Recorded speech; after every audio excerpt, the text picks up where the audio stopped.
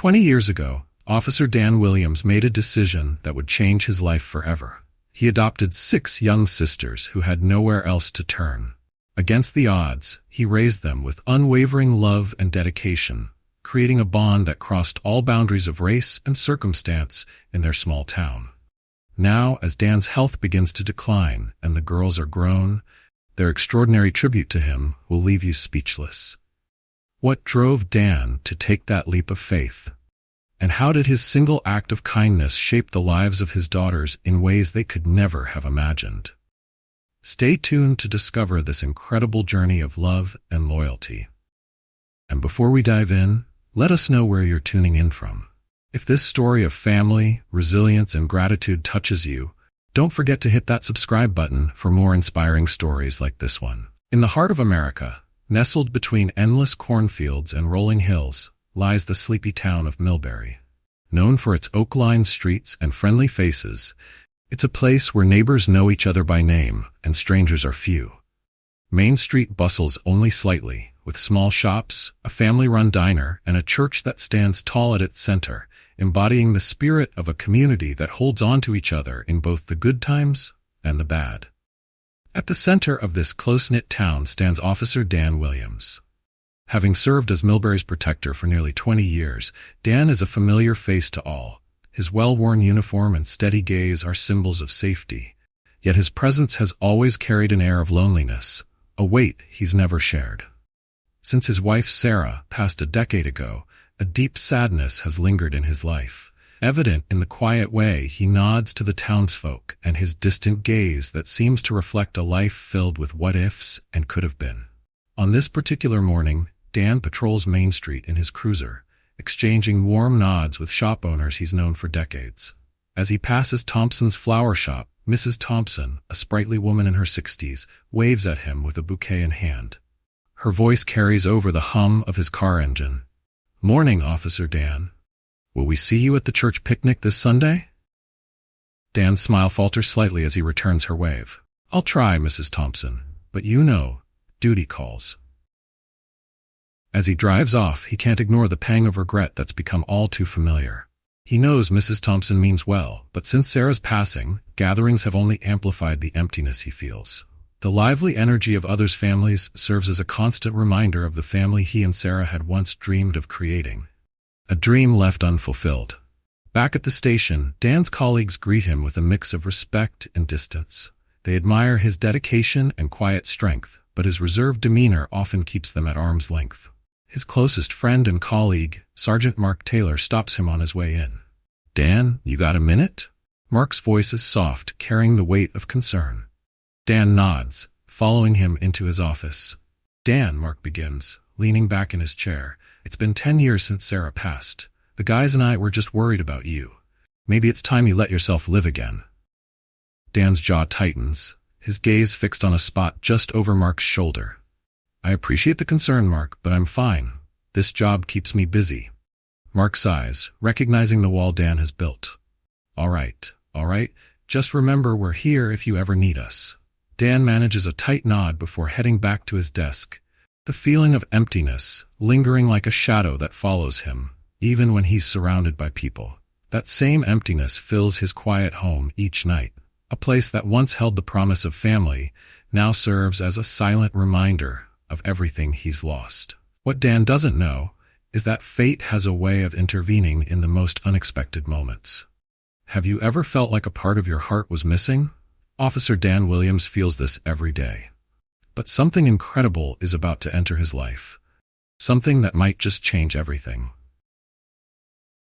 As the days slip by, autumn's chill settles over Millbury. The leaves turn shades of amber and gold, painting the town with a warmth that contrasts with the heaviness Dan feels in his chest.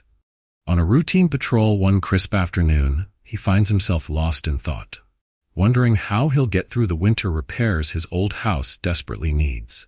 Just as he's about to pull onto Elm Street, the crackle of his radio brings him back to the present. The dispatcher's voice is urgent. "All units, we have a situation at 1356 Elm Street. Possible abandonment involving minors. Proceed with caution." A surge of adrenaline replaces his earlier distraction. Dan flips on his siren, pushing the cruiser faster than he normally would on these quiet streets. As he approaches the address, his heart races with a strange urgency. Abandonment cases were rare in Millbury, and the idea of children left alone sent a chill down his spine. Pulling up to the small, worn-down house, Dan's trained ear picks up the faint sound of crying coming from inside. He approaches the door cautiously and knocks, calling out, "Police, is anyone home?" The crying grows louder, and after a moment's hesitation, Dan makes the decision to enter. What he finds inside will be etched into his memory forever. In the bare, dimly lit living room, 6 young girls huddle together in the corner, their eyes wide and filled with fear. Their clothes are wrinkled, and a mix of dread and confusion clouds their innocent faces. Dan's heart twists as he crouches down to their level, speaking gently. "It's okay," he says, his voice steady but soft. "I'm here to help. Can you tell me what happened?" The oldest girl, no more than 12, steps forward. Her braids are neatly arranged, a stark contrast to the disarray around her. She gathers her courage and speaks, her voice trembling. "Our parents? There was an accident. They didn't come home. We waited, but—" Her voice falters, the weight of her words hitting her as tears slip down her cheeks. Dan feels an ache in his heart that's both familiar and foreign. These girls left alone and scared awaken a protectiveness in him that he hasn't felt in years. As he radios for backup and requests child protective services, he can't shake the feeling that his life just took a turn he hadn't anticipated.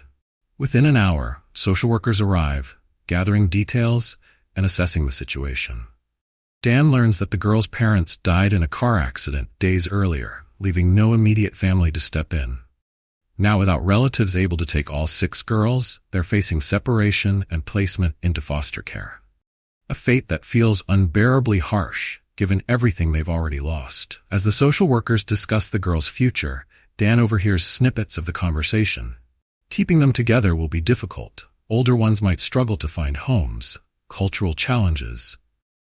Dan feels a stirring in his chest, a combination of anger and something else he can't quite name. Before he can stop himself, he's saying the words that change everything. What if I took them in? The room falls silent, and even Dan seems startled by his own words. His mind races as he realizes the magnitude of what he's just proposed. The lead social worker, a woman named Linda, with kind eyes and a steady presence, steps forward. "Officer Williams, I appreciate your willingness, but taking in 6 children is a huge responsibility. There are also cultural differences and challenges you'd face as a single white man adopting black children." Dan nods, already aware of what she's implying, but something deep within him insists. "I understand the challenges," he replies slowly, "but I can't stand the thought of these girls being separated. They've already lost everything." Linda studies him, seeing the determination in his eyes, and finally nods. "Why don't we discuss this further at the station? This isn't a decision to be made lightly." As they prepare to leave, the oldest girl, her face drawn with worry, approaches him hesitantly. "What's going to happen to us?" she asks, her voice barely above a whisper. Dan kneels down, his gaze meeting hers. "What's your name, sweetheart?" "Naomi," she answers softly. "Naomi," he says gently, "I promise I'll do everything I can to keep you and your sisters together. Can you be brave and look after them for me while we figure things out?"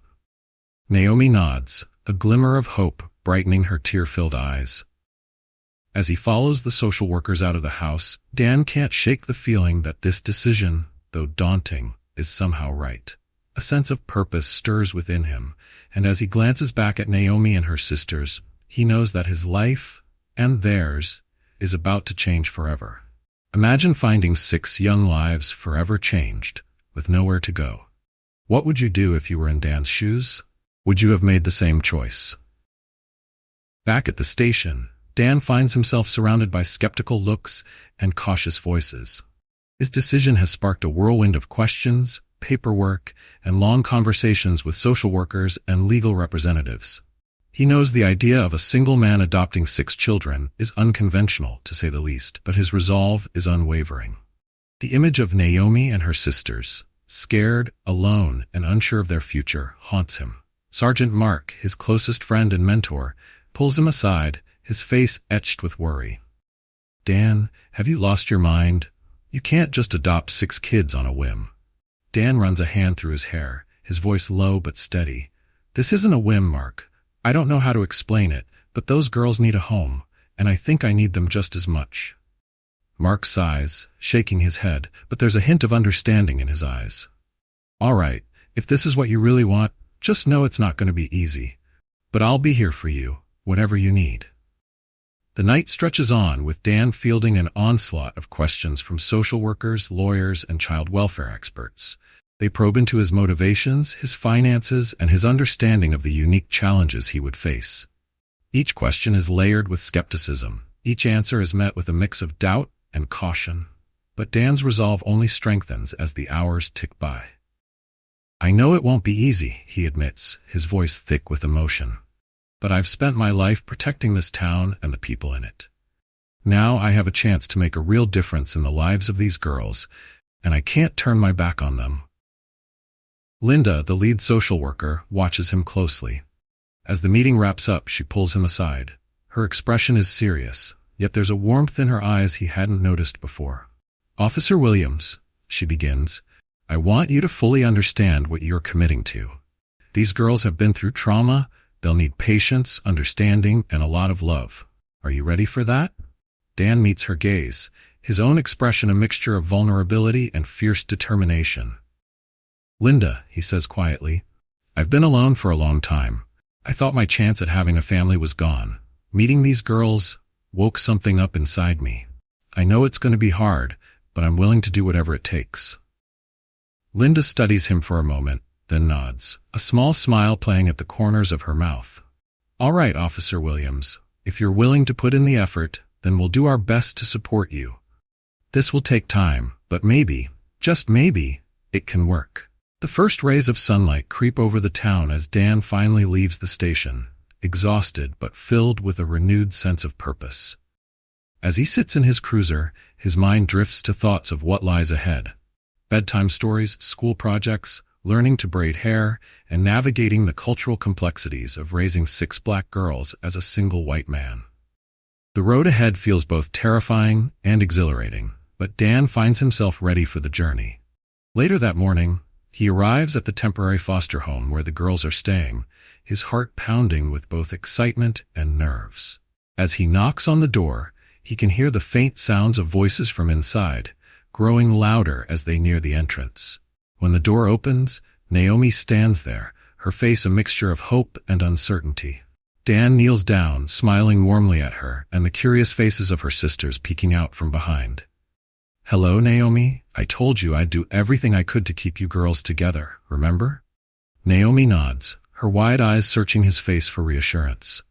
Are we going to live with you? Dan's heart skips a beat as he replies, his voice gentle but steady. How would you and your sisters like to come live with me? To be a family? The silence that follows seems to stretch for an eternity, each heartbeat echoing in his ears. Then, slowly, a smile spreads across Naomi's face, and she turns to her sisters, nodding excitedly. Suddenly, Dan is engulfed in a flurry of small arms and tearful laughter, and in that moment he feels the walls around his heart begin to crumble. He knows the journey ahead will be filled with challenges and uncertainties, but holding these 6 precious girls in his arms, Dan feels something he hasn't experienced in years. Hope. How far would you go to keep a promise? For Dan, adopting 6 girls is just the beginning of a journey that will test his heart in ways he never imagined.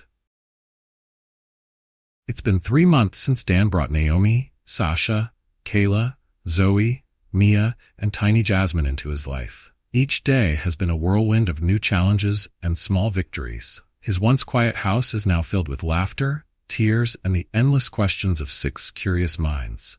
For Dan, the days blend together in a blur of school drop-offs, bedtime routines, and learning the delicate art of parenting, especially when it means stepping into the role of both father and mother. One chilly autumn morning, Dan finds himself standing in the hallway with a steaming cup of coffee, mentally preparing for the organized chaos that each morning brings.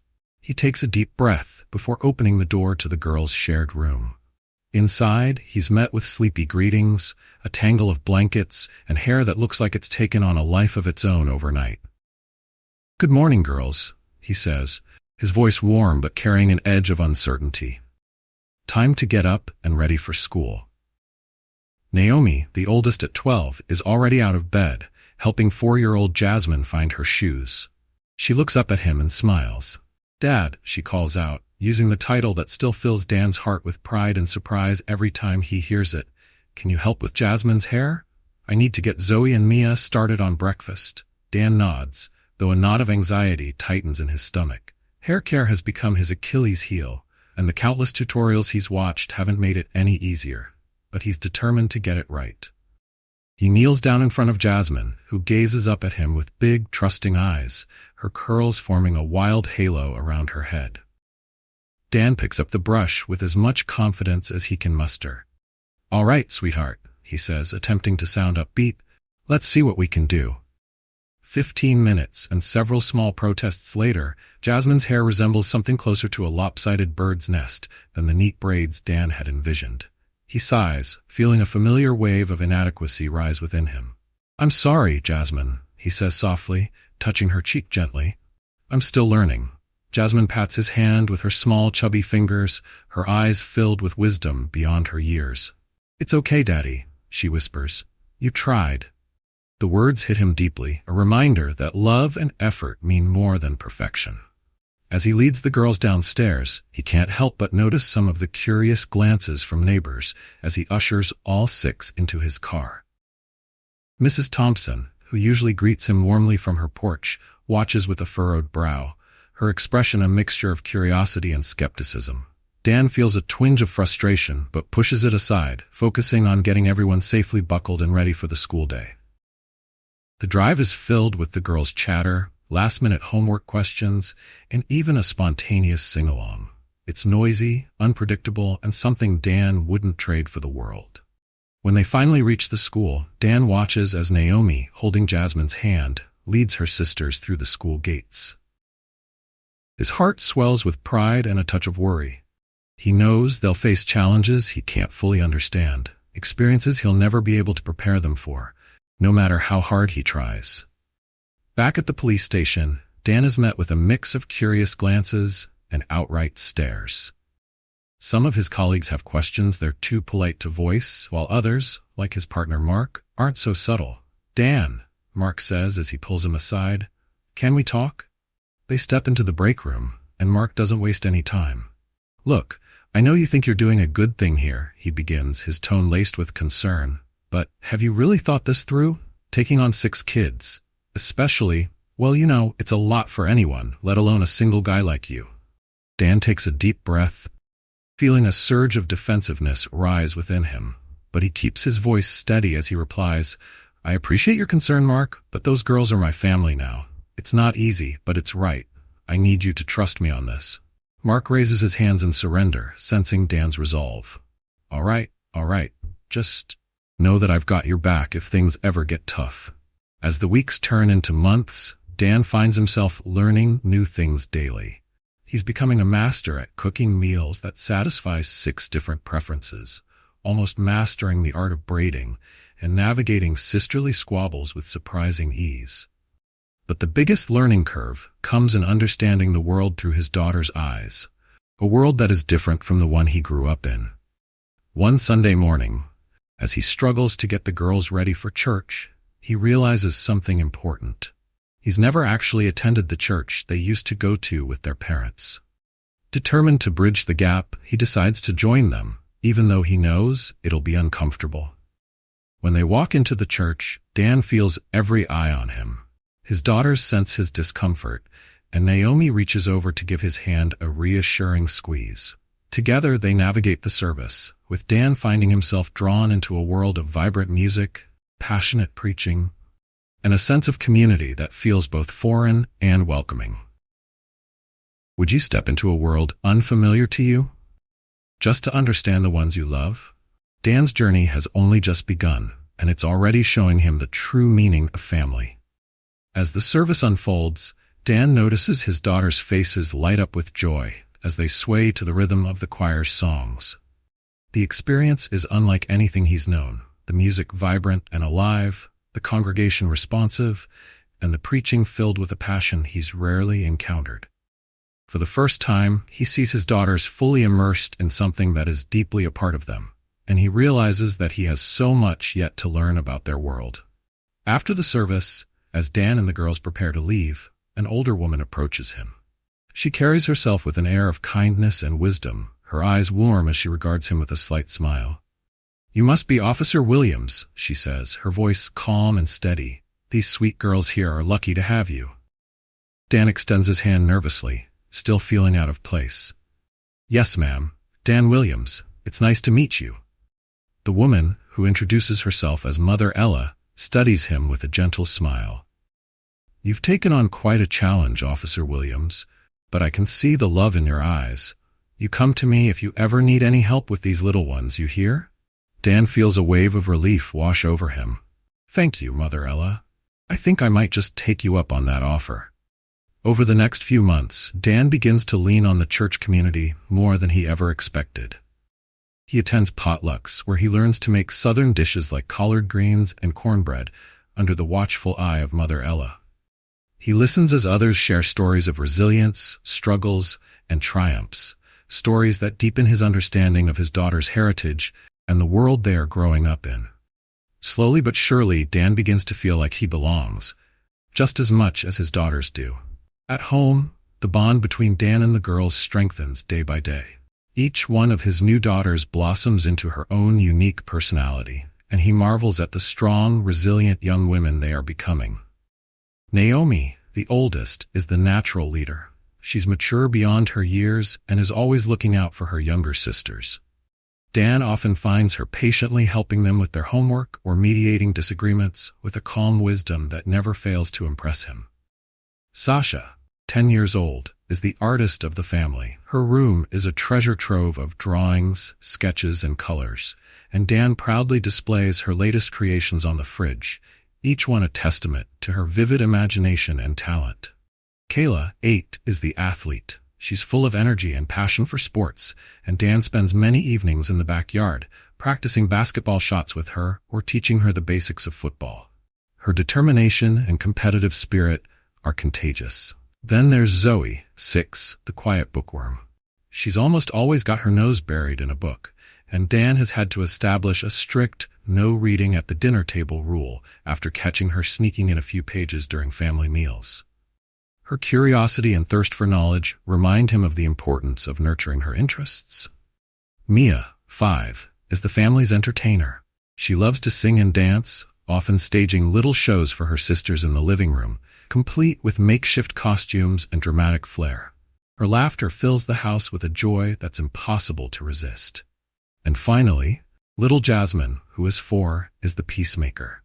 Her sweet nature and infectious giggles seem to have a calming effect on everyone, even during the most chaotic moments. One evening, as Dan is tucking in the younger girls, he overhears Naomi and Sasha whispering in their room.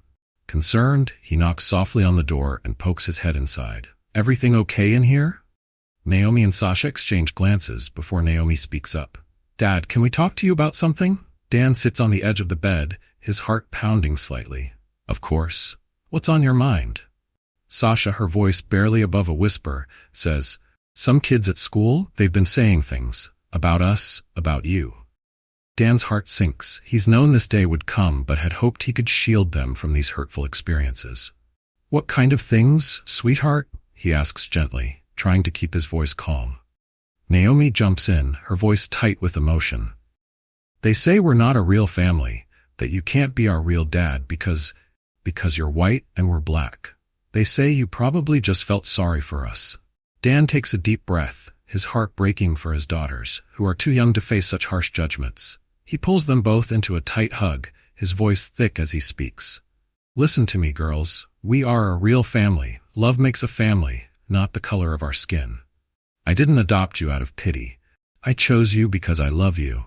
You're my daughters in every way that matters." He pulls back, looking into their tear-filled eyes. "People might not understand our family, and that's okay. What matters is that we understand it. We love each other, we support each other, and we're stronger together. Don't ever let anyone make you feel like you don't belong or that our love isn't real." As they hold on to him, Dan feels a fierce protectiveness wash over him, He knows he can't shield them from every harsh reality, but he can arm them with love and resilience. They will face the world together, and they will do it with pride. Go back. Would you be strong enough to face judgment and prejudice just to protect the ones you love? For Dan, proving his love is only the beginning. The next day, Dan realizes he needs help to navigate the challenges his daughters face, issues he hasn't experienced himself.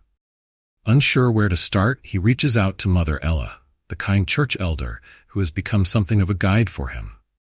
When he arrives at her modest home, she greets him with a warm smile and a pot of fresh tea. As they sit together, Dan shares his concerns about the girls, his fears of not fully understanding their experiences. He voices his worries over the hurtful comments they've received and his struggle to know the right words to comfort them. Mother Ella listens patiently, nodding as he speaks, her expression soft yet thoughtful. When he finishes, she reaches across the table, patting his hand. Dan, she says in her calm, steady voice, you're doing a wonderful job with those girls. But there are some things they'll need to learn from people who've walked their path. Not because you don't care, but because you can't know all they're facing. Her gaze turns reflective. Tell you what, she offers, why don't you bring the girls over this Saturday? We'll have a little gathering, a chance for them to spend time with others who look like them, who've had similar experiences. It'll do them good to see strong, successful black men and women, and it'll help you too. Dan nods, a sense of relief washing over him. Thank you, Mother Ella. We'll be there. When Saturday arrives, Dan and the girls make their way to Mother Ella's house, where a small gathering has already begun. Friends from the church, community leaders, and families with kids of all ages fill the backyard, laughter and music filling the air. The girls are shy at first, clinging close to Dan, but as time passes, they begin to relax, gravitating toward other kids and listening to the stories shared by the adults. Dan watches from a distance, his heart swelling with gratitude as Naomi, Sasha, and the others slowly open up, exchanging stories and laughter with newfound friends. He sees how their faces light up when they hear others speak about their own journeys, and he realizes how much this connection means to them. As they prepare to leave, Mother Ella pulls Dan aside, her voice gentle but firm. Remember, Dan, your job isn't just to protect these girls, it's to empower them. Teach them to be proud of who they are, to stand tall in the face of adversity. That's how they'll thrive. Dan thanks her, her words resonating deeply within him. He leaves with a renewed sense of purpose, determined to make sure his daughters not only feel loved, but also grow up strong and proud. In the months that follow, Dan makes a conscious effort to bring more of his daughter's heritage into their everyday lives. He fills their home with books by Black authors, watches documentaries on Black history with the older girls, and learns new ways to incorporate their cultural traditions into family gatherings. Slowly, his home transforms into a space that reflects both his daughter's heritage and his love for them, a true blend of the lives they're building together. But even with his efforts, Dan knows he can't shield the girls from every instance of prejudice. This reality hits home one day when he receives a call from the school principal, Mrs. Roberts, asking him to come in to discuss an incident involving Sasha. As he enters the principal's office, Dan finds Sasha sitting quietly in a chair, her eyes red and puffy. Mrs. Roberts gestures for him to take a seat, her expression serious. Mr. Williams, she begins, there was a physical altercation today involving Sasha and another student. Dan looks at Sasha, who avoids his gaze. Sasha, what happened? Sasha's voice is barely a whisper. She called me a name. A bad name, and she said I wasn't wanted. That's why a white man had to take me in. Dan feels his heart break and his blood boil simultaneously. He turns to Mrs. Roberts, struggling to keep his voice calm. And what's being done about this other student? Mrs. Roberts shifts uncomfortably. We have a zero-tolerance policy for fighting, Mr. Williams. Both students will face suspension. Dan stands up, his voice firm. No, my daughter was defending herself against racist bullying. She shouldn't be punished for that. After a tense discussion, Dan manages to get Sasha's suspension reduced to detention. As they walk out of the school, he notices the defeated slump in Sasha's shoulders. Rather than driving straight home, Dan takes a detour to a nearby park where they find a quiet bench and sit down together. "Sasha," he begins gently, "I want you to know how proud I am of you." She looks up, her eyes filled with confusion. "But I got in trouble. I fought." Dan nods, his voice steady. "Yes, but you stood up for yourself, and that takes courage. I'm sorry you to face that kind of hatred, and I'm sorry I couldn't protect you from it." He takes a deep breath, choosing his words carefully.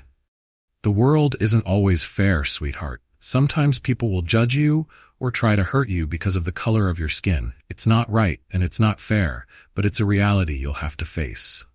Tears well up in Sasha's eyes. "Then why even try if people are always going to see me as different?" Dan pulls her close, his voice fierce with emotion. "Because you're strong, Sasha. You're beautiful, you're worthy, and you have the power to change minds and hearts. Your voice matters, and your life matters." He lifts her chin gently, looking into her tear-filled eyes. "Don't ever let anyone make you feel small. You come from a long line of strong, resilient people who faced unimaginable challenges and rose above them. That strength is in you, Sasha, and I'll always be here to remind you of it."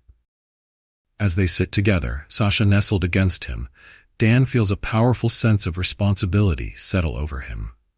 His role as a father isn't just to protect, it's to empower his daughters to stand tall, to embrace who they are, and to face the world with strength and pride. When life throws its toughest challenges, what would you say to lift your child's spirit? For Dan, being a father means giving his daughters the courage to face anything. The drive home from the park is quiet, but there's a new understanding between Dan and Sasha. When they arrive, Dan notices the girls' worried faces peeking through the living room window, and he realizes just how tightly knit their little family has become. As Sasha steps out of the car, her sisters rush to her side, offering hugs and whispered words of comfort. Dan watches as they rally around her, a protective and loving force. In that moment, he feels a surge of pride, realizing he hasn't just given these girls a home, he's given them each other, a sisterhood that seems unbreakable. Later that evening, after dinner, Dan pulls Naomi aside. "Can you come sit with me for a bit?" he asks, patting the worn couch cushion beside him. Naomi joins him, her expression curious. "Naomi," he begins, choosing his words carefully, "you're the oldest, and I know a lot of responsibility falls on your shoulders. I just want you to know that you don't have to do it all alone. I'm here, and I'm trying my best to understand what you all are going through." Naomi nods slowly, a soft smile playing on her lips. "I know, Dad. We all know that you're trying, and it means everything to us." Dan places a hand on her shoulder. "I want you and your sisters to know that you're never alone in this. Whenever you face challenges, I'll be right there beside you." Naomi's eyes grow misty as she leans against him, and Dan feels the weight of his promise settle over him, a promise to guide, to support, and to love them unconditionally. As they sit there, wrapped in a comfortable silence, Dan realizes that he's finally found something he'd thought he'd lost long ago. A purpose and a family to call his own. The next few weeks pass in a series of small but meaningful moments. Dan becomes more intentional about listening to his daughter's best experiences, asking them questions, and allowing them the space to share their thoughts. They begin to talk more openly about what it means to be a part of their unique family, embracing both the beauty and challenges it brings. Inspired by their conversations, Dan reaches out to Mother Ella again, seeking advice on how he can continue to support his daughters. She invites him to a community gathering that focuses on racial unity and justice, and Dan eagerly agrees to attend. The event opens his eyes to stories of resilience, and he gains a deeper understanding of the struggles his daughters might face. As he listens, he's reminded that his love and support alone, though powerful, aren't always enough. He needs to be an advocate for his daughters, standing up for them in a world that may not always see them the way he does. It's a challenging reality, but Dan is determined to learn and grow in every way he can. In the weeks that follow, Dan becomes actively involved in the church's community outreach programs, finding himself among people who teach him lessons in resilience, history, and cultural pride. He learns more about his daughter's heritage, and it strengthens the connection he feels with them. At night, He reads books about Black history to the younger girls, while the older ones join him in watching documentaries about civil rights. One evening, as he tucks the younger girls into bed, he notices Naomi lingering in the hallway, her expression pensive. When he asks her what's on her mind, she hesitates before replying. "Dad, I just wanted to say thank you. For everything. I know it's not easy for you, but we all see how hard you're trying, and it means so much to us." Dan's heart swells with gratitude, and he pulls her into a hug. "Thank you, Naomi. I'm doing my best, and I'll keep learning. I'm just glad we're on this journey together." As they part, Dan's mind drifts back to Sasha's recent experience, and he knows that no matter how much he learns, he can't shield them from everything. But he can be a source of strength, a voice of encouragement, and a constant reminder of their worth. One crisp Saturday morning, Dan decides to take the girls to a nearby historical museum that features an exhibit on Black history. Together, they wander through the rooms, pausing at displays that tell the stories of heroes who fought for justice and equality. Dan watches as his daughters absorb the information, pride shining in their eyes as they learn about those who came before them. As they leave the museum, Kayla, his spirited 8-year-old, looks up at him and says, "Dad, I want to be brave like those people in the museum. They stood up for what's right, even when it was hard." Dan smiles, his heart full. "You are brave, Kayla. Every day, each of you shows strength in your own way, and just like them, you have the power to make a difference." The words seem to resonate with each of the girls, and Dan sees a spark of determination ignite within them. He realizes that moments like these, moments filled with love, learning, and pride, are the foundation of the family they are building together. What lessons from the past would you share with the next generation? Dan is learning that the greatest gift he can give his daughters is a sense of pride in who they are. As the girls continue to grow, Dan realizes that each new phase brings a unique set of challenges and triumphs. The bond they share as a family becomes stronger with every passing day, yet the world outside their home still holds difficult lessons that they all must face. Dan sees this clearly when he receives an unexpected call from the principal's office, this time about Zoe, his quiet, book-loving daughter. When he arrives at the school, he finds Zoe sitting in a chair outside the principal's office, her face pale and eyes red from crying. He sits beside her, gently placing a hand on her shoulder. "Zoe, what happened?" he asks softly. Zoe hesitates, her voice barely a whisper. "Some girls at school, they said mean things about you and us." Dan feels his chest tighten. He takes a deep breath, bracing himself.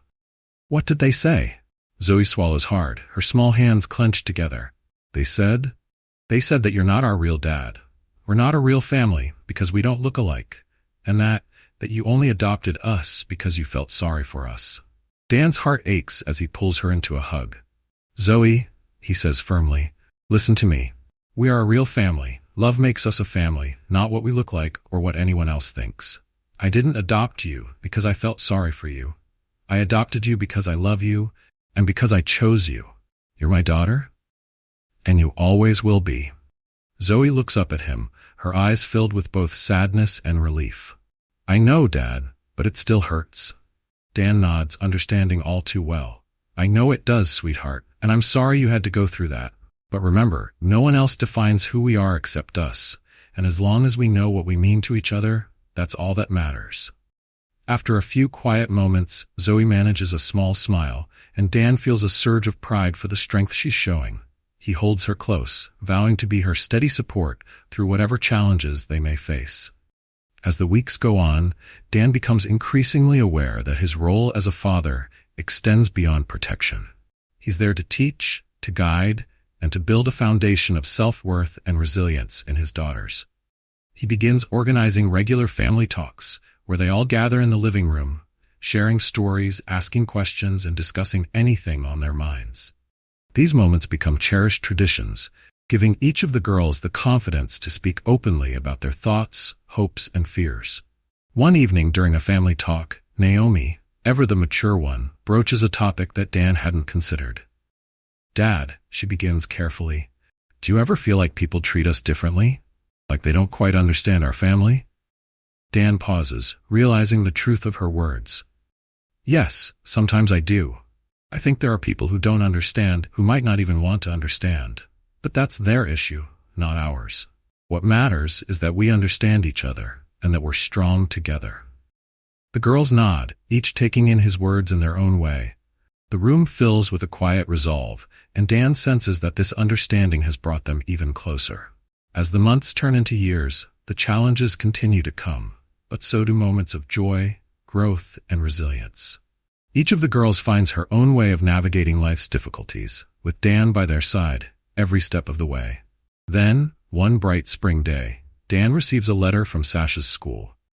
Her teacher has nominated her for an award for outstanding resilience, a recognition of her courage, determination, and positive attitude in the face of challenges.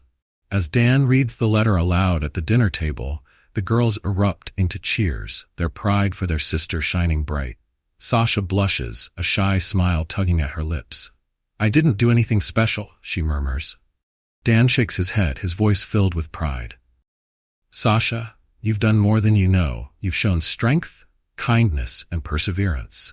That's something to be incredibly proud of." The night turns into a celebration, filled with laughter and stories. Each of the girls takes a turn sharing something they're proud of, both about themselves and about each other. As the evening draws to a close, Dan finds himself overwhelmed with gratitude for the journey they've shared. He knows that, despite the difficulties, they've created something extraordinary together. Sitting quietly in the midst of his daughters, Dan realizes that the love they share has grown into something deeper than he ever imagined. It's a love that transcends appearances, a bond that has been tested and strengthened with every challenge they've faced. He knows that their family is unique, but he also knows that it's real, strong, and unbreakable. What makes family? Is it blood, or is it the bond we choose to nurture? Dan and his daughters are discovering that love is the true foundation of family. As the years pass, Dan watches his daughters grow into strong, unique individuals. Each of them shines in her own way, and he can't help but feel proud as they begin to pursue their dreams. Naomi, now 18, is graduating high school with honors and preparing for college, while Sasha is exploring her love for art, filling the house with sketches and paintings that capture her creative spirit.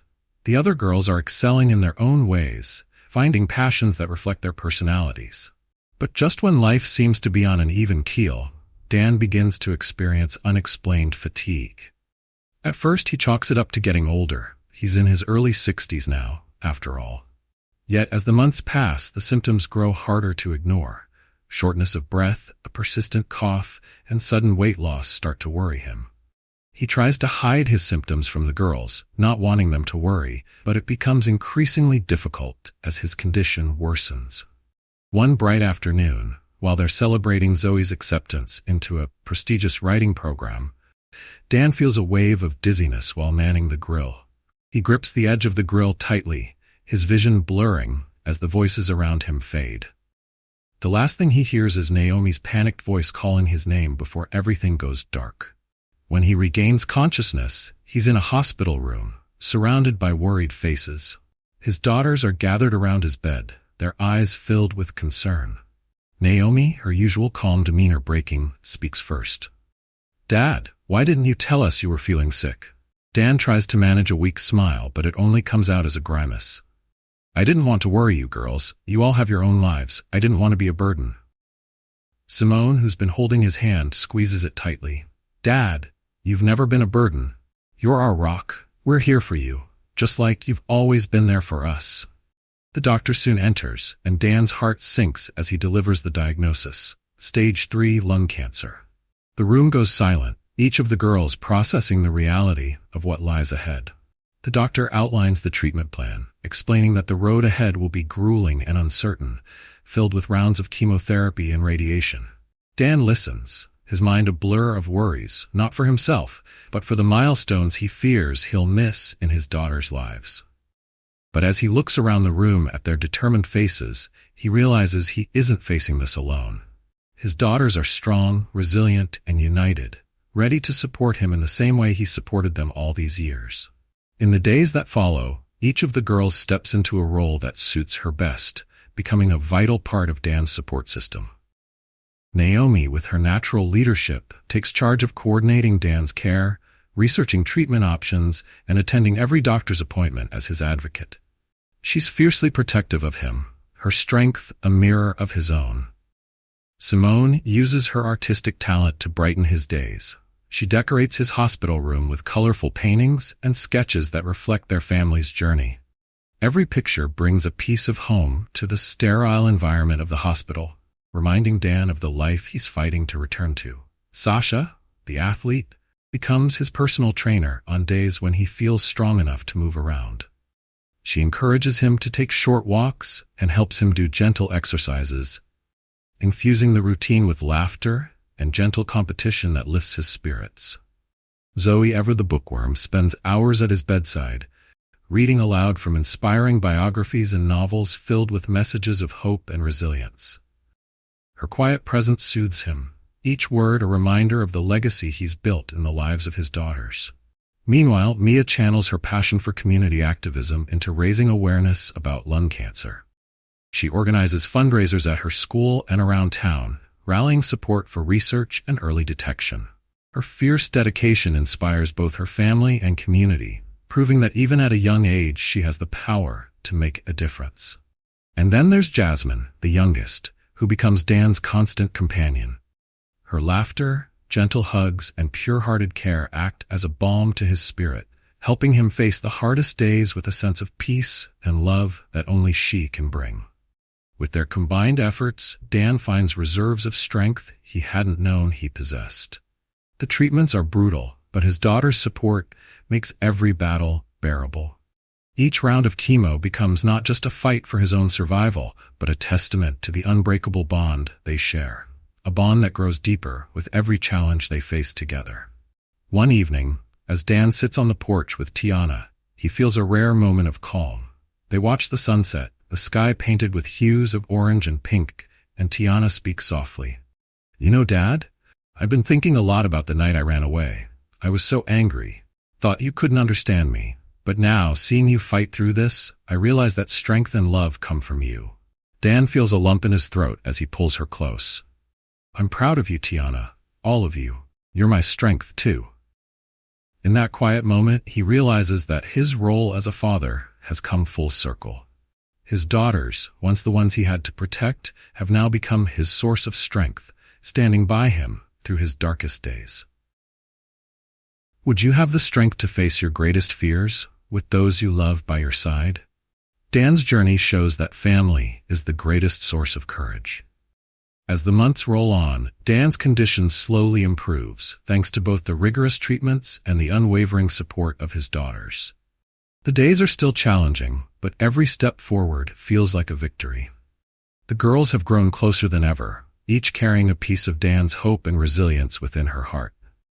One crisp autumn afternoon, Dan sits in his favorite chair, flipping through a scrapbook Naomi has made.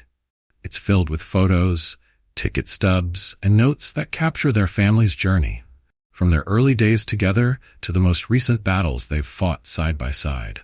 He smiles at the pictures of birthday parties, school events, and quiet family moments, each one a testament to the life they've built. Then, almost as if fate has chosen this very moment, Naomi brings up an idea that's been brewing among the sisters.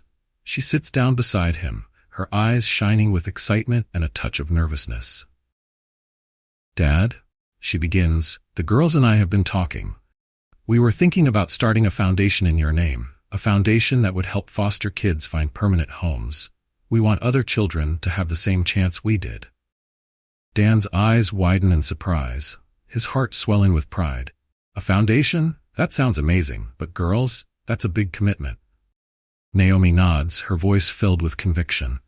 "We know, Dad, but this is our way of giving back and honoring you. You took us in when we had nothing, and now we want to help other kids find their forever families, too."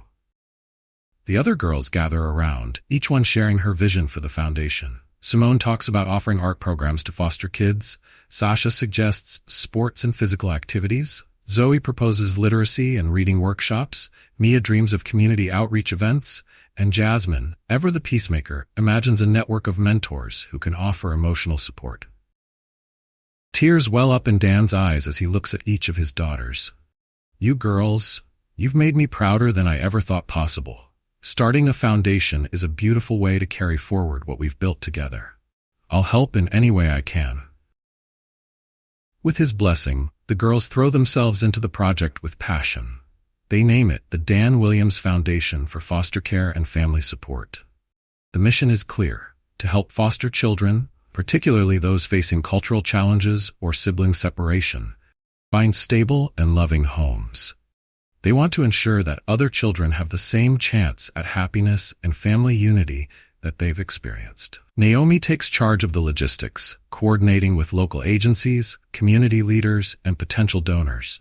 She's dedicated, professional, and determined to make the foundation a reality. Simone uses her artistic talents to create promotional materials and organize art workshops that give foster children a safe space to express themselves. Sasha helps plan sports camps, hoping to inspire kids to find confidence and self-worth through physical activity. Zoe organizes book drives and reading programs, introducing young children to the magic of stories. Mia reaches out to the community, hosting fundraisers and awareness events, while Jasmine assists with planning support networks, giving foster kids a sense of belonging and encouragement. The foundation's launch is scheduled to coincide with Dan's 5-year cancer remission anniversary. The girls have organized a celebration at the local community center, inviting friends, family, and members of the community who've been touched by Dan's story. When the day arrives, Dan walks into the community center, his heart pounding with anticipation. As he steps through the doors, he's greeted by a thunderous round of applause. Banners reading, "Celebrating Dan Williams, a Legacy of Love," adorn the walls, and the room is filled with familiar faces, friends, colleagues, neighbors, and community members who have watched his journey with admiration and respect. Overwhelmed, Dan stands at the front of the room as his daughters take turns sharing stories of his impact on their lives. Naomi talks about the strength he's shown, Simone reflects on the importance of family, and each of the girls shares a heartfelt memory, illustrating the kindness and resilience Dan has instilled in them. Finally, Naomi presents Dan with a framed certificate, unveiling the official launch of the Dan Williams Foundation. "This foundation," she says, her voice filled with emotion, "is dedicated to you, Dad. It's a way to share the love you gave us with others. We hope that through this, more children will experience the joy of family, no matter their circumstances." Dan, speechless and deeply moved, takes the certificate in his hands, his voice breaking as he looks around the room. "I don't know what to say. I'm so honored and so grateful. When I adopted you girls, I thought I was the one giving you a home. But the truth is, you gave me everything: love, purpose, a family." He glances around the room, addressing the friends, family, and community members who have supported them over the years. "This foundation isn't just about me. It's about all of us, about building a community where no child has to face the world alone. Thank you, all of you, for being part of this journey." As he finishes speaking, the room erupts into applause once more, and his daughters rush forward to embrace him. Dan feels the warmth of their love surround him, and in that moment, he knows that the journey they've traveled together has been more rewarding than he could have ever imagined. Later, as the evening draws to a close, Dan sits quietly with his daughters on the steps of the community center, watching the stars. Naomi leans her head on his shoulder. "We did it, Dad. We really did it." Dan wraps his arms around his daughters, his voice filled with pride. "You girls are my legacy. You're everything I hoped for, and more." They sit there basking in the glow of their shared triumph, knowing that this foundation is only the beginning of the impact they'll have together. Through every challenge and every heartache, they've emerged stronger, bound by a love that transcends appearances and defies convention. As they look up at the stars, Dan realizes that the family they've created will continue to shine brightly, lighting the way for others who need hope, love, and a place to call home. How far would you go to create a legacy of love? Dan's journey reminds us that sometimes the greatest impact starts with a single act of kindness. After the foundation's launch, Dan's story quickly spreads through the town of Millbury and beyond, resonating with people from all walks of life. Requests for interviews start pouring in, and community leaders, local newspapers, and even a few national publications reach out, eager to share the story of a small-town cop who changed the lives of 6 young girls, and in doing so, changed his own life. One evening, as Dan sits with his daughters around the dinner table, Naomi brings up an idea. "Dad, have you ever thought about writing down our story? I mean, not just for us, but for others. I think it could inspire families out there who might be scared to open their hearts." Dan chuckles, a bit self-conscious. "Me? Write a book? I don't know about that, girls. I'm not exactly an author." Simone grins. "Dad, you're already telling our story in everything you do. We could help you with it. We'll gather our favorite memories, and you can just write it like you're talking to us." The girls nod eagerly, each one chiming in with ideas for chapters, themes, and even the title. Dan finds himself swept up in their enthusiasm, and eventually he agrees to give it a shot. With his daughter's encouragement, he starts writing in the quiet hours of the night, pouring out memories, lessons, and reflections on their journey together. Titled Love Beyond Color, the story of an unlikely family, the book is a labor of love. Dan writes about the challenges and triumphs they faced, capturing both the pain and beauty of their journey. He recounts moments that defined them as a family, small, quiet ones like bedtime stories and Sunday breakfasts, and the big, life-altering ones like the decision to adopt 6 sisters. As he writes, he finds himself revisiting emotions he'd almost forgotten, reliving the early days when he felt lost and unsure. But he also remembers the steady growth of love and understanding that built the strong family they are today. When the manuscript is finished, Dan hesitantly shares it with his daughters, who devour every page. Tears and laughter punctuate their reading, each one of them moved by the memories he's captured. Inspired, Zoe uses her connections to find a publisher willing to take on the project, and soon, Love Beyond Color is set for release. On the day of the book launch, Dan's family, friends, and members of the community gather at the local bookstore. The event is both a celebration and a reflection of the impact he's had on those around him. Naomi, Simone, Sasha, Zoe, Mia, and Jasmine sit in the front row, their faces beaming with pride as Dan steps up to the podium. Dan clears his throat, looking out over the sea of familiar faces, his voice steady yet filled with emotion. 25 years ago, I made a decision that changed my life forever. I chose to open my heart to 6 beautiful, strong, incredible girls who've given me more than I could ever repay. Through them, I've learned that family isn't defined by blood, but by love, commitment, and the willingness to stand by each other, no matter what. The audience listens in rapt attention as Dan reads passages from the book, recounting some of the most transformative moments of their journey. He talks about the early days when he barely knew how to care for 6 girls, how he learned to braid hair and navigate school projects, and how he found himself learning as much from them as they did from him. He pauses, his voice softening as he addresses his daughters directly. To my girls, thank you. You took a lonely man and gave him a purpose, a family, a reason to keep going. You've made me prouder than I ever thought I could be. This book, our story, is my gift to you and to anyone who needs to know that love is more powerful than anything that divides us. As he finishes speaking, the room erupts in applause. His daughters surround him in a hug, and for a moment Dan feels the weight of their journey settle on him in the best way possible. He knows that their story will continue to inspire, reaching those who may feel hesitant to step outside their comfort zones, to love without boundaries. The book's release quickly gains attention, and soon, stories pour in from families and individuals who feel inspired by Dan's journey. Many share their own stories of adoption, foster care, and the challenges of navigating cultural differences in family life. Dan and the girls read each message together, deeply moved by the impact their story is having. A few months later, Dan receives an invitation to speak at a national adoption conference. Though he feels out of his element, his daughters encourage him, and together, they prepare a presentation that includes stories from the book, photos, and a message about the transformative power of love. When the day of the conference arrives, Dan stands on the stage, feeling both nervous and grateful. He talks about the beauty of choosing family, about the courage it takes to embrace differences, and about the love that transcends every barrier. As he looks into the audience, he sees people nodding, some wiping away tears, and he realizes that he's not just sharing his own story, he's sharing a universal truth. After his speech, families approach him, sharing their own stories and expressing how much his words have meant to them. Parents tell him they feel inspired to adopt, to foster, to create families filled with love, no matter the obstacles. That evening, as he and the girls gather for dinner, Dan reflects on the journey that brought them here.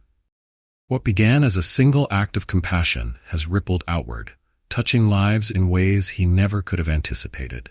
And sitting there, surrounded by his daughters, he knows that the legacy of their story will live on, changing hearts, inspiring families, and proving that love truly knows no bounds. Could you open your heart to love beyond color, beyond convention? Dan's story reminds us all that the greatest families are built from courage, compassion, and the willingness to love unconditionally. Years pass, and the Dan Williams Foundation grows beyond what any of them had imagined. Through their combined efforts, hundreds of foster children have found homes, and the Foundation's programs have empowered adoptive families to navigate cultural differences and challenges with confidence. The sisters each take on leadership roles within the Foundation, applying their unique strengths and passions to expand their reach. Amidst this success, Dan now finds himself in his early 70s. His health remains stable, though he feels the quiet weariness that comes with age. He spends his days meeting families helped by the Foundation, sharing advice, and listening to the dreams and plans of the next generation. One autumn morning, Dan finds himself sitting on the porch swing, wrapped in a blanket against the cool air. It's a family breakfast day, and he relishes these monthly gatherings when all 6 girls come home, filling the house with laughter and life. Today is special, though, as Naomi has just shared the news that she and her husband are expecting a baby, the first grandchild. The anticipation of this new chapter brings a joy that Dan can't contain. As Naomi joins him on the porch, she places a gentle hand on his shoulder. "Dad, I was thinking about what it was like when you brought us home. You gave us so much more than just a roof over our heads. You gave us the love and confidence to be ourselves." Dan smiles, his eyes twinkling with pride. "You girls were my purpose, my reason to wake up each day. You've taught me just as much as I could have ever taught you." Naomi sits down beside him, glancing at her growing belly. "I want my child to grow up knowing where they come from, to understand that family is about choice, love, and loyalty. The lessons you taught us, they're the ones I want to pass on." As they sit together, reminiscing, Dan is overcome with a sense of completeness. His daughters, each strong in their own way, are continuing the legacy they built as a family, passing on values of compassion, resilience, and unconditional love. A few weeks later, Naomi gives birth to a beautiful baby girl. She names her Danielle, after her father, a nod to the man who taught her the true meaning of family. Holding his granddaughter for the first time, Dan feels his heart swell with gratitude. The little one's tiny fingers wrap around his thumb, her eyes bright and curious, and he feels as though life has come full circle. Watching the sisters gather around Danielle, each one cooing and fussing over the new family member, Dan feels the weight of their journey settle into a profound peace. The life he built from a simple choice has now expanded to include a new generation, a generation that will know love in its truest, most transformative form. As the months pass, each sister takes on a special role in little Danielle's life. Simone, ever the artist, paints murals in her nursery, filling it with vibrant colors and images that celebrate both family heritage and the beauty of diversity. Sasha takes Danielle for walks in the park, pointing out flowers, animals, and every little wonder nature has to offer, inspiring a love for the outdoors. Zoe reads to her every chance she gets, introducing her to worlds within books and nurturing her imagination. Mia, now a dedicated community leader, introduces Danielle to friends and neighbors, ensuring she grows up with a sense of connection and belonging. And Jasmine, still the gentle soul she's always been, becomes Danielle's quiet comfort, rocking her to sleep with lullabies and stories about their family's journey. Through it all, Dan watches with pride and contentment, his heart full as he sees his daughters carry forward the love and lessons he has given them. He knows that even after he's gone, the family they've built will continue to flourish, bound by a love that defies definition and strengthened by the challenges they've overcome together. In a quiet moment with Danielle asleep in his arms, Dan finds himself reflecting on the journey that began so many years ago. He remembers the day he met Naomi and her sisters, how their wide, fearful eyes looked up at him, uncertain but hopeful. He remembers the small victories, the hard conversations, the days filled with laughter, and the nights spent comforting fears. Every memory, every struggle, every act of love has led to this, the legacy of a family that grew not from blood, but from the unbreakable bonds of the heart. And in that moment, as he rocks his granddaughter gently, Dan makes a silent promise to continue loving, teaching, and supporting his family for as long as he's able. Because, as he's learned, love is the truest legacy anyone can leave behind. What legacy would you want to leave for the next generation?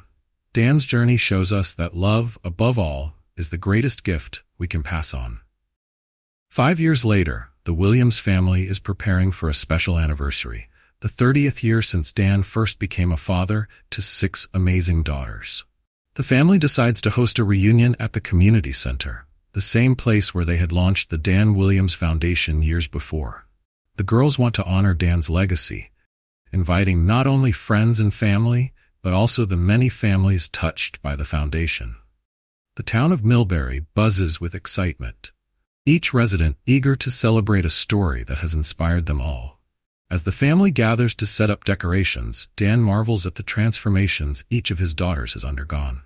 Naomi, now in her early 40s, is a powerhouse in social work, leading foster care reforms that impact families across the state.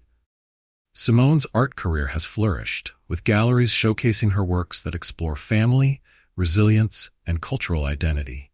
Her most recent exhibit, which features portraits of children and families brought together by love, has gained national attention. Sasha, the athlete, now coaches basketball at the high school and volunteers her time with local youth programs. She's become a mentor to dozens of young girls, teaching them confidence, teamwork, and perseverance. Zoe, ever the storyteller, has published her 3rd novel, a heartfelt tale about a family forged through adoption and the trials they face together. Her stories echo themes of belonging, acceptance, and the beauty of a chosen family. Mia, passionate as ever about justice, now heads the Foundation's outreach programs, organizing workshops, family fairs, and educational events. Jasmine, whose empathy and kindness remain her strengths, has followed in Dan's footsteps, recently joining the local police force with a focus on community relations. Each daughter is carrying forward a part of Dan's legacy, impacting lives in ways that ripple through the town and beyond. As guests begin arriving, Dan feels a wave of nostalgia. Many of the faces are familiar, old friends, colleagues, and neighbors who have supported him over the years. But he also sees new faces. Families he has never met, but who have benefited from the foundation, young children who found homes, and parents who share the same commitment to love and unity that Dan has championed. The celebration begins with a video montage of family photos, showing the Williams family through the years. Laughter fills the room as images of early birthday parties, family vacations, graduations, and candid moments flash across the screen. It's a beautiful reminder of the journey they've taken together, a story told through the smiles, milestones, and memories they've shared. When the video ends, Naomi steps up to the microphone, her voice filled with emotion as she addresses the crowd. 30 years ago, our dad made the decision to take us in, even though we didn't look like him or come from the same background. He gave us more than a home. He gave us love, stability, and the confidence to be ourselves. Dad, you taught us that family isn't about blood, it's about choice. You chose us, and because of that, we are the women we are today. Simone joins Naomi, holding back tears. And today, we want to honor that choice by recognizing the impact it's had, not just on us, but on everyone here. You showed us that love is the greatest bond, and through the foundation, you've shared that message with so many families who needed it. Thank you, Dad, for showing us that family is built from the heart. One by one, each of the girls steps forward, sharing a memory or a lesson they learned from Dan. Their words are filled with gratitude, respect, and admiration for the man who shaped their lives. When it's Jasmine's turn, she takes a deep breath, looking out at the crowd. Dad, you gave us a life we could only have dreamed of. You taught us that love is what defines a family, and you've shown that again and again. Not just to us, but to everyone you've touched. We are proud to be your daughters. The crowd erupts into applause as the sisters surround Dan in a group hug, their emotions spilling over. Dan's eyes fill with tears as he embraces each of his daughters, overwhelmed by the love and joy they've brought into his life. For him, this moment is a culmination of everything he has worked for, the sacrifices, the challenges, and the lessons he has learned along the way. As the evening progresses, families approach Dan, sharing stories of how the foundation has touched their lives. One woman, holding the hand of a young boy, says, "Mr. Williams, because of you, I found my son. Your foundation made it possible, and I'll never be able to thank you enough." Dan's heart swells with gratitude as he listens to story after story, each one reinforcing the impact of the decision he made all those years ago. He realizes that the legacy he's leaving is more than just his own family. It's a ripple effect of love and acceptance that has spread far beyond his home. Later, as the crowd begins to thin, Dan finds himself standing alone on the porch of the community center, watching the stars. Naomi joins him, a soft smile on her face. "It's amazing, isn't it, Dad? All these people, all these families, here because of you." Dan nods, his voice thick with emotion. "I never could have imagined it. All I wanted was to keep you girls together, to give you a chance. I never knew it would grow into something like this." Naomi takes his hand, her voice filled with love. "Well, you did, Dad. You showed us what family truly means, and now that love is being shared with the world. We're all better because of you." As he stands there, holding his daughter's hand and looking out over the town that has become his family, Dan knows that the love he's given and received will endure. His legacy isn't bound by blood or even by time. It's bound by the love he shared and the family he chose. What does family mean to you? Dan's journey shows us that the power of love can create legacies that reach far beyond our own lives. In the months that follow the anniversary celebration, Dan's health gradually begins to decline. The years have been generous to him, filled with purpose and love, but he senses that his time is coming to an end. Despite the physical challenges, he feels a quiet peace. He knows that he's lived a full life, surrounded by the family he's built from love and devotion. One cool autumn evening, as the leaves begin to fall and Millbury prepares for winter, Dan gathers his daughters together in his home for a final family dinner. The girls sense the significance of the evening. There's an unspoken understanding that this might be one of their last gatherings with him. After dinner, as they sit together in the cozy warmth of the living room, Dan takes a deep breath and begins to speak. "Girls, I know that I don't have much time left, but I want you to remember a few things," he says, his voice strong but gentle. Each of the sisters leans in, listening intently, their eyes glistening with emotion. Dan's gaze moves from one daughter to the next, taking in the remarkable women they have each become. "Family isn't just about who you're born to," he continues. "It's about who you choose to stand by, who you love through the good times and the bad. I chose each of you, and you chose me. That's what makes us a family." Simone reaches over, grasping her father's hand, her voice thick with emotion. "We're proud to be your family, Dad. You showed us that love is more than enough to build a life together." Dan smiles, his eyes softening as he continues. "Carry that lesson forward. There will be challenges, and not everyone will understand, but that's okay. What matters is that you know who you are, that you are strong, and that you have each other." The sisters nod, each one holding back tears as they listen to their father's heartfelt words. For a moment, the room is filled with quiet reflection, each of them cherishing this final memory. Finally, Dan looks at Naomi, the eldest, his expression filled with trust. "Naomi, you're the leader of this family now. Take care of your sisters, and remember everything we've built together." Naomi nods, her voice breaking as she responds, "I promise, Dad, we'll take care of each other, just like you taught us." As the night deepens, Dan holds each of his daughters close, sharing quiet moments of love and gratitude. He knows that they are ready for the road ahead, and that the love he has instilled in them will be their guiding light. A few weeks later, Dan passes away peacefully. surrounded by his daughters, each one holding his hand and whispering words of love. It's a bittersweet farewell, but the family finds solace in knowing that his spirit will always be with them, woven into the very fabric of their lives. In the days following Dan's passing, the girls honor his memory by dedicating themselves to the Dan Williams Foundation. They channel their grief into action, expanding the foundation's reach and building new programs that support foster and adoptive families across the nation. Every initiative and every family helped is a tribute to the love that Dan poured into their lives. 1 year after his passing, the foundation organizes a special event to commemorate Dan's legacy. Families from all over gather to celebrate the man whose simple act of love sparked a movement. Naomi, now the foundation's director, stands on stage, addressing the crowd with poise and grace. My father believed that family was more than blood.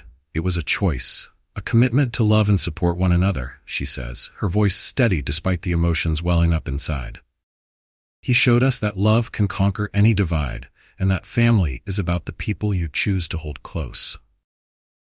Simone, Sasha, Zoe, Mia, and Jasmine each share a story about their father, capturing the depth of his impact on their lives. Their words resonate with the audience, a testament to the legacy of love that Dan Williams has left behind. As the event draws to a close, Naomi unveils a plaque in Dan's honor, a permanent reminder of his commitment to fostering love, acceptance, and unity in every life he touches. Inscribed on the plaque are his words: "Family is built by the heart, not by blood. Love fiercely, choose boldly, and create the family you are meant to have." Over the years, the foundation continues to flourish, guided by Dan's principles. Families find strength and support, children find homes, and communities are reminded of the transformative power of love. Dan's story becomes a beacon of hope, showing that with courage and compassion, anyone can make a profound difference in the world. And through it all, the Williams sisters carry forward his legacy. They live out his values every day, standing by each other, supporting their own families, and building on the foundation he laid. They know that Dan's love is still with them, an invisible force that binds them together even in his absence. As the years pass, the family gathers every autumn to celebrate Dan's memory. They tell stories of his humor, his kindness, and his unyielding belief in the power of love. Each gathering is filled with laughter, memories, and the quiet assurance that they are carrying forward the life he dreamed for them. In the end, Dan Williams' legacy is not just in the family he raised, but in the lives they go on to touch. His story is one of resilience, love, and the courage to embrace the unknown, all for the sake of family. As the sun sets on another autumn gathering, the Williams family stands together, knowing that they are stronger, braver, and better because of the man who chose to love them without hesitation. The story of Dan Williams and his 6 daughters is a powerful reminder of the true meaning of love and family. Dan not only transformed the lives of the children he adopted, but he also found his own life forever changed through his journey of love, sacrifice, and commitment. This story shows us that family isn't defined by blood, but by the people we choose to stand by and love unconditionally. Through cultural challenges, moments of both sorrow and joy, and the inevitable hardships of life, the Williams family teaches us that love has the power to overcome any barrier and heal even the deepest wounds. Dan built a family on a foundation of genuine love, and his daughters carried on that legacy, inspiring countless others to open their hearts and embrace the true essence of family. Sometimes, the most beautiful thing we can do is choose to love without limitations. Dan's story reminds us that a single act of kindness can have a ripple effect far beyond what we imagine, and that love is the most profound legacy we can leave behind. If you found this story inspiring, comment 1. If you thought it was truly amazing, comment 2. And don't forget to share your own stories with us. Be sure to subscribe to our channel so you don't miss more heartwarming stories coming your way. Share your thoughts on this story in the comments below.